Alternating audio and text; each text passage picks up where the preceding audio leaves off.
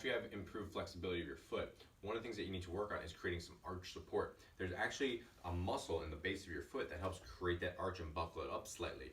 Now, as we stand up and put weight through it, that arch needs to be strong. And if it's not, then our foot either the arch collapses and the middle of our foot contacts the ground, or we're going to roll onto the outside of our foot as a compensation.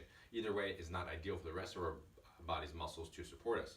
So what we want to do is we're going to take our sock off, so we're barefooted. And what we want to be able to do is what we call a short foot exercise. I'm trying to bring the base of my big toe toward the heel of my foot. Right, so I'm just kind of scrunching it up a little bit.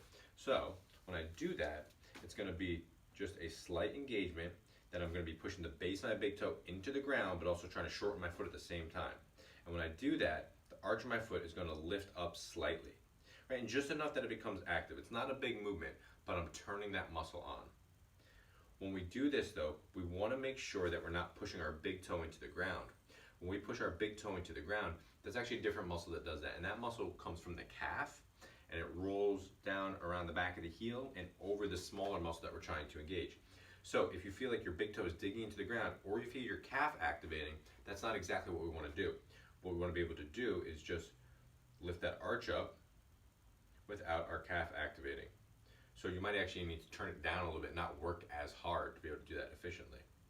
Now, if we want to make sure that we're doing that efficiently, what we can do is what we call toe yoga.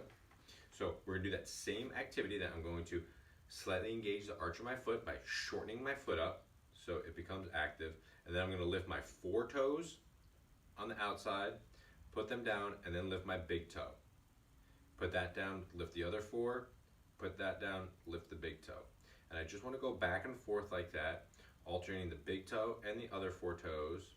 Because if I'm able to do that while holding that arch support, then I know I'm not using the big muscle in my calf. So we do that as a coordination technique to get better foot mobility, but also as an awareness technique.